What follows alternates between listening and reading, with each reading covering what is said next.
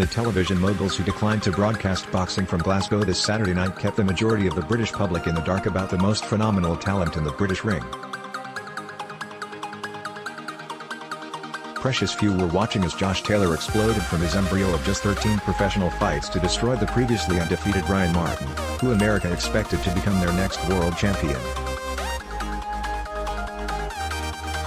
That honor seems certain to be snatched away early next year by Taylor the Tartan Tornado when he challenges the tough Belarusian Ivan Baranchyk for the IBF title in the semi-final of the latest World Super Series. A superstar is born.A. pity that apart from the bedazzled 6,000 fans in the SSE Hydro, only those who knew how to navigate obscure streaming witnessed the delivery.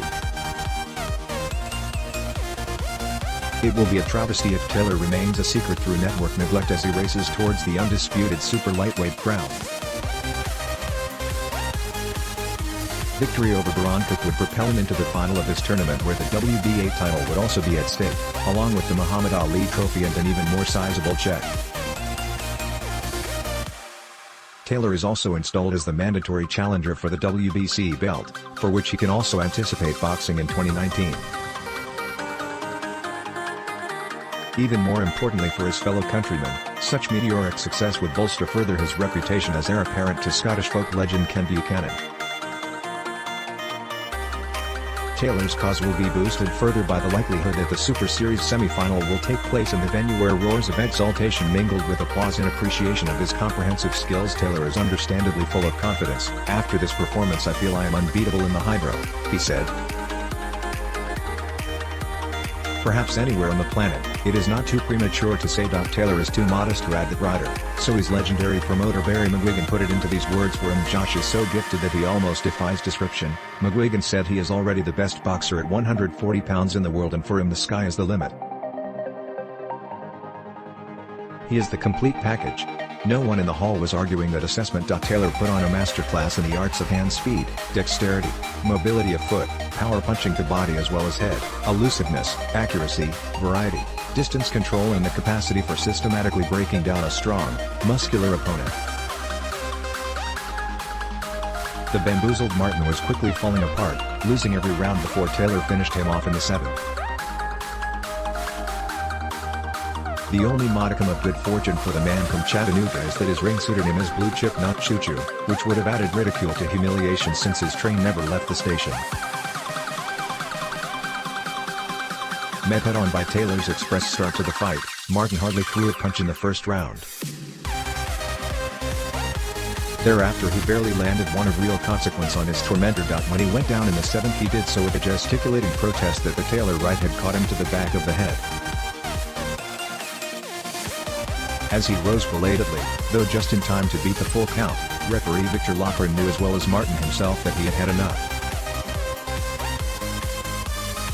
Taylor could then stand back with the rest of us and admire his handiwork, which has been given a gleaming polish by his trainer Shane McGuigan, the great Barry's son. At 27 Taylor is entering his prime, which was recognized last month by the British Boxing Board of Control as they elected him over Anthony Joshua as their Fighter of the Year. By setting up a second home close to the McGuigan gym in London, thereby sacrificing the comforts of family life and friendly distractions when in training, he has taken an important step towards potential greatness. In this boom time for British boxing, with the next generation of world champion aspirants champing in the wings, Taylor is the most exciting of them all. In contrast to the blackout in his own country, Taylor's brilliance shone out to American viewers. As tournament director Cal Sauerland observed, they have now seen on the other side of the Atlantic why super lightweights over there have already been avoiding Josh.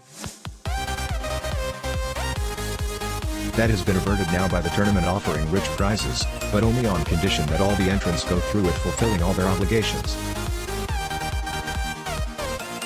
Thus Taylor has been let off the leash at the highest level and given the financial penalties which would prevent the world title holders from backing out. There ain't no ducking him now. Catch him as soon as you can. TV permitting. Taylor's ascension was preceded on the night by Ryan Burnett's painful loss of his world title in the Super Series bantamweight quarterfinal. Northern Ireland's WBA champion went down on his knees clutching his lower back in the fourth round of his defense against a resurgent Benito Donaire. Although he was able to hobble to his corner, referee Howard Foster agreed with Burnett's handlers that he could not continue. His collapse followed a wide miss with a wild swing of his right hand, for which he was awkwardly unbalanced. But although that may have torn muscles, Donaire attributed some of the damage to his vicious left hooking at the right side of Burnett's body from the onset of the fight, and there was no denying that the previously undefeated Belfast boy was already in trouble.